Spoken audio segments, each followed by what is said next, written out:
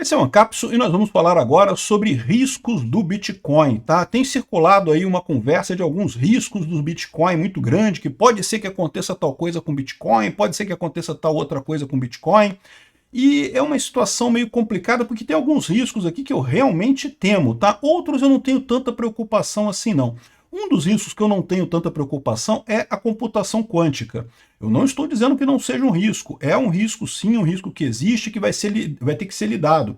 A questão é, isso é uma coisa mais ou menos trivial e que vai ter que acontecer mesmo mais dia menos dia, né? Além do que, eu acho muito engraçado o pessoal falando que se a computação quântica quebrar os protocolos de criptografia, o Bitcoin vai estar em risco, esquecendo de avisar que todo o sistema financeiro vai estar em risco. O seu banco, todas as proteções que tem, aquele negócio de você entrar na sua conta corrente e ver quantos reais tem na sua conta corrente, sabe isso? Acabou, meu amigo. Esse cara que tiver o computador quântico vai invadir sua conta corrente e tirar seu dinheiro todo de lá fácil, se ele conseguir quebrar os protocolos de criptografia. Ou seja, não é o Bitcoin que vai... O Bitcoin é o menor dos problemas, meu amigo. Vai quebrar o sistema financeiro mundial inteiro. Então, eu não tenho tanta preocupação com computação quântica, não. Agora, o Bitcoin da BlackRock, isso eu me preocupo. Eu vou explicar para vocês o que é o Bitcoin da BlackRock. Essa notícia foi sugerida por Henrique, TNT e várias outras pessoas. Obrigado ao pessoal que sugeriu notícias lá no nosso site, no visãolibertaria.com. E obrigado a você que está assistindo o nosso vídeo. Se você gosta do nosso conteúdo, por favor, deixe o seu like e se inscreva aqui no canal, né? Pois bem, essa matéria aqui fala sobre uma série de riscos que tem o Bitcoin, coisa e tal, o que pode acontecer, né? E aqui o pessoal estava falando aqui, por exemplo, sobre a questão da computação quântica, né? Quantum computing, né? Recentemente, um pesquisador lá da China fez um paper lá falando que tem um computador quântico que já tem capacidade de fazer não sei o que lá e mais não sei o que lá, e que pode quebrar criptografias RSA e SHA 256, que é a criptografia do Bitcoin, coisa e tal. E aí o pessoal, todo mundo lembrou de novo desse pesadelo que é a computação quântica, né? Vocês sabem, eu trabalhei muito tempo com sistemas de segurança, inclusive com criptografia, implementei inúmeras vezes vários tipos de criptografia, e é o que eu falo para vocês, isso é normal. Toda criptografia tem prazo de validade. A criptografia que é usada hoje no Bitcoin, em algum momento do futuro, vai ter que ser substituída. Não importa se inventarem computadores quânticos ou não. Por quê? Porque é uma realidade que a cada momento que passa, os computadores ficam mais poderosos e toda a criptografia é baseada na simetria de capacidade computacional. Uma operação que é muito mais cara para você resolver sem a chave privada e mais barata de você resolver com a chave privada. À medida que os computadores vão ficando cada vez mais poderosos, essa diferença passa a não fazer mais diferença. Então, você precisa trocar a criptografia de tempos em tempos. Isso já é uma realidade em todos os sistemas que usam criptografia. Tudo já é preparado para de tempos em tempos você ter que trocar a criptografia que é usada ali, né? Então a questão é, um dia vai haver um protocolo de criptografia quântico que vai superar o Bitcoin e, portanto, o Bitcoin vai ter que ser alterado para incluir novos protocolos de criptografia ainda mais poderosos? Isso é certeza, 100% de chances disso acontecer. Se não for, porque a computação quântica ainda é uma coisa meio experimental, tá? Pode ser que um dia se torne uma coisa real, mas eu confesso para vocês que eu já ouço falar de computação quântica desde a década de 80. E até aqui a gente não está vendo muita coisa de verdade, muita pesquisa, muita coisa nova. Eu acho que um dia vamos chegar lá, mas talvez ainda esteja bem longe de chegar nisso daí, igual a coisa da fusão a frio, né? Fusão a frio é uma história que o pessoal eu já ouço falar desde não sei quando, desde que eu me entendo por gente, eu já ouço falar de fusão a frio. Até agora, né, nunca saímos do nada, né? Enfim, vamos chegar lá um dia? Eu tenho certeza que vamos chegar, mas talvez ainda falte muito tempo ainda para a computação quântica ser uma ameaça. Mas não precisa de computação quântica. Outras criptografias, à medida que os computadores vão ficando mais poderosos, toda a criptografia fica ultrapassada e precisa ser alterada, precisa ser corrigida, precisa ser atualizada. Então isso é normal. O Bitcoin prevê esse tipo de coisa. Há possibilidade, há necessidade em algum momento que os protocolos todos do Bitcoin sejam melhorados em termos de criptografia. Então isso vai acontecer. O que vai acontecer é isso. No momento que tiverem algoritmos de criptografia muito mais avançados, ou seja, esses algoritmos atuais já não estiverem mais dando conta da segurança do Bitcoin, vai ter que ser feita uma atualização que inclua novas criptografias mais avançadas. É assim que funciona a criptografia sempre, né? Ah, e se acontecer de ter um computador quântico? Não, vamos ter que alterar o Bitcoin para ter criptografia resistente à computação quântica. Já tem um monte de algoritmos propostos, aí, um monte de coisa sendo estudada nesta área também. Outra coisa que eu acho engraçado, como eu falei, né, repetindo o que eu já falei aqui, mas eu acho que é importante ressaltar, é que o pessoal fala sobre computação quântica como se fosse um risco para o Bitcoin. E esquece que tudo, cara, tudo, a senha do seu computador é protegida com criptografia que não é muito distante da criptografia do Bitcoin e que pode ser quebrada com um computador quântico do mesmo jeito. A sua senha do banco, os sistemas do banco, a criptografia do seu banco. Se alguém inventar um computador quântico realmente capaz de quebrar a criptografia do Bitcoin, meu amigo, esse pessoal eles não vão nem perder tempo atacando o Bitcoin. Por quê? Porque dá muito mais dinheiro atacar os bancos, tem muito mais dinheiro nos bancos, em dólar, em real, em coisa e tal, do que no Bitcoin. E eles conseguem contornar essa coisa toda no final das contas, né? Então, essa é a história. Não acho que seja um problema grande a criptografia quântica, não, né? Vai acontecer, vai ser um desafio? Vai ser um desafio, né? Vai ser um problema, mas vai ser superado como outros tantos problemas que o Bitcoin já teve aqui. Agora, o problema que eu vejo é essa história aqui, ó. BlackRock, o efeito BlackRock e as baleias cripto, né?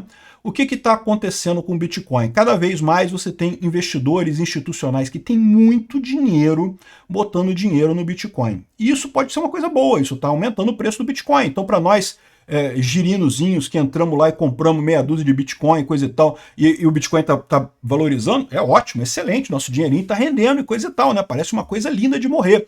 Mas você já parou para pensar no seguinte dilema, né? Em 2017, houve um hard fork no Bitcoin. Em determinado momento, o Bitcoin, havia uma discussão entre a comunidade Bitcoin, alguns queriam aumentar o tamanho do bloco, outros queriam diminuir o tamanho do hash da transação.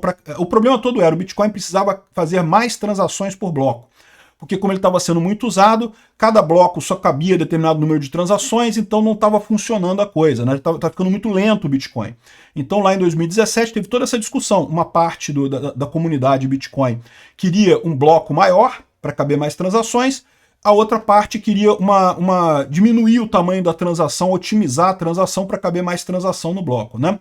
E aí o que aconteceu? Nessa guerra do Bitcoin, ganhou o lado que queria diminuir o tamanho da transação, que é o Bitcoin que a gente conhece hoje. Esse outro pessoal que queria o tamanho maior do bloco criou o Bitcoin Cash, que depois se dividiu mais vezes, enfim. O fato é o seguinte, como é que você sabe que o Bitcoin, a transação pequena ganhou e o Bitcoin Cash perdeu? Porque se você olhar o valor do Bitcoin hoje em dia, o valor do Bitcoin hoje em dia está em 68 mil dólares, né? Enquanto o Bitcoin Cash está em 600 e poucos dólares. Ou seja, realmente quem apostou no Bitcoin Cash perdeu, não valorizou tanto quanto quem apostou no Bitcoin. O Bitcoin ainda é hoje, o Bitcoin que a gente diz é com a transação pequenininha, o bloco do mesmo tamanho. Aquele que mantinha a transação original, mas tinha um bloco grandão, esse pessoal perdeu. O Bitcoin Cash está funcionando. Você pode comprar moedas Bitcoin Cash. Não tem nada que impeça de você usar o Bitcoin Cash, ele está aí funcionando direitinho. Mas repara como é que tem aqui uma ideia toda de que quem valorizou mais ganhou, né? Agora vamos supor que em algum momento esses grandes investidores institucionais, a BlackRock, coisa e tal, o pessoal resolva fazer um fork no Bitcoin e resolva criar um BlackRock Bitcoin. Pronto, beleza. Criou o BlackRock Bitcoin. Qual que é a diferença do BlackRock Bitcoin para o Bitcoin tradicional? É a mesma coisa, mas sei lá, a BlackRock tem um controle dele lá. Ou acaba com um limite de 21 milhões de Bitcoins para poder emitir mais Bitcoins no futuro, não sei o que lá, não sei. Estou sugerindo essa ideia aqui, né? Por que isso é ruim? Isso é ruim porque hoje o Bitcoin não tem dono. Isso é a grande vantagem do Bitcoin. Esse Bitcoin BlackRock, né, eu tô colocando a BlackRock como um exemplo, tá? Isso pode acontecer com a BlackRock, pode acontecer com o governo americano, pode acontecer com qualquer um, porque o código do Bitcoin é aberto. Você pode ir lá e pode criar o seu Bitcoin. Mas você criar o seu Bitcoin não tem problema. Por quê? Porque você não é uma pessoa poderosa. O seu Bitcoin provavelmente vai ter menos valor do que o Bitcoin normal, e aí ninguém vai querer o seu Bitcoin, então foda-se, você não importa.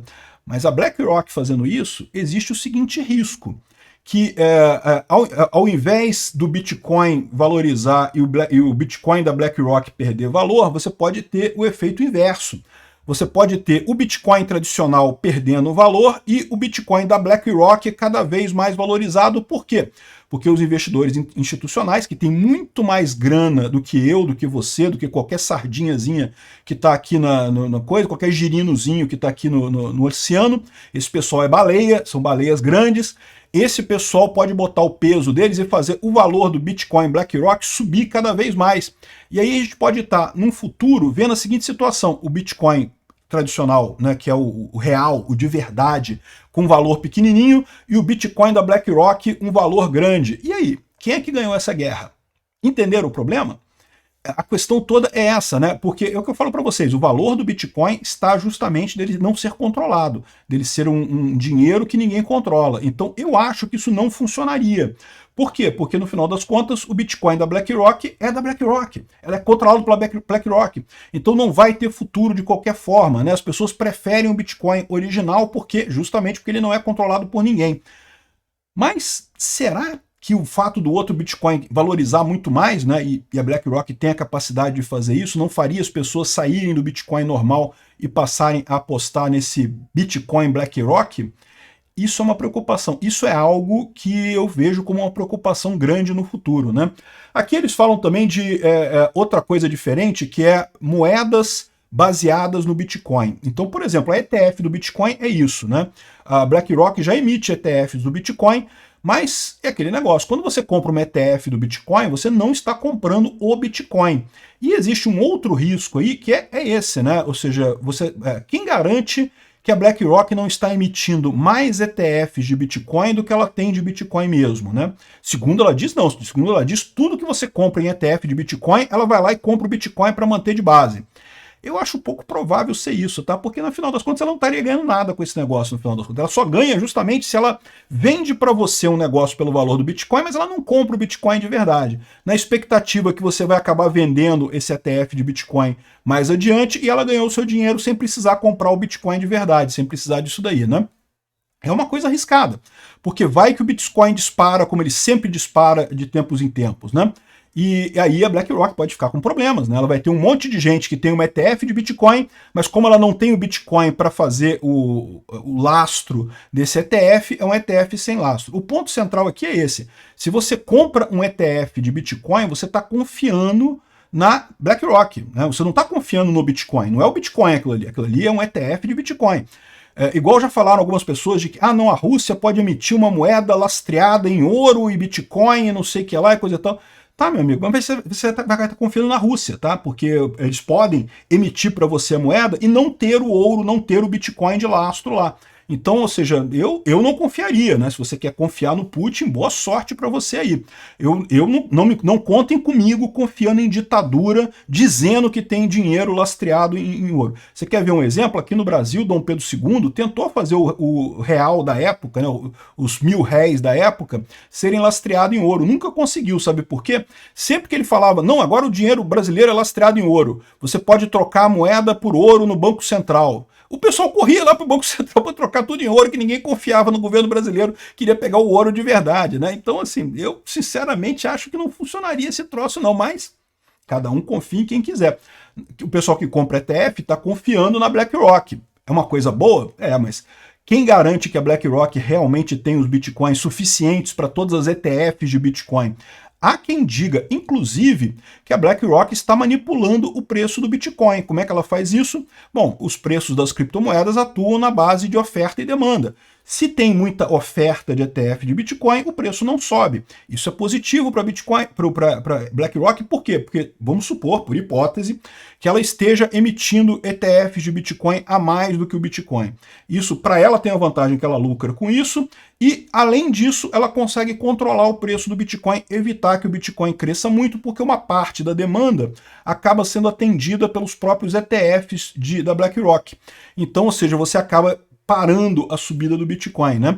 A questão desse tipo de atuação é que isso tem um limite. Chega uma hora que ou o preço do Bitcoin vai subir muito e a BlackRock vai se ferrar completamente, ou ele vai cair muito e todo mundo que comprou ETF vai se ferrar completamente, ou seja, quem comprou ETF, quem comprou Bitcoin também, né? E vai cair muito e vai dar ruim. Eu não sei qual é a estratégia da BlackRock nessa história, mas eu não confio. Eu não compraria um ETF de Bitcoin.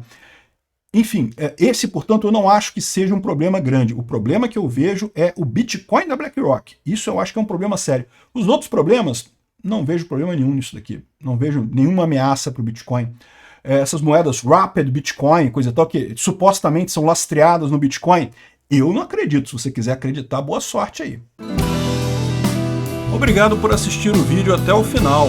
Além de curtir, compartilhar e se inscrever no canal, considere se tornar patrocinador com valores a partir de R$ 1,99. Clique no botão Seja Membro abaixo para saber as condições e vantagens de patrocinar o canal. Mais informações sobre o nosso projeto, visite nossos sites indicados na tela.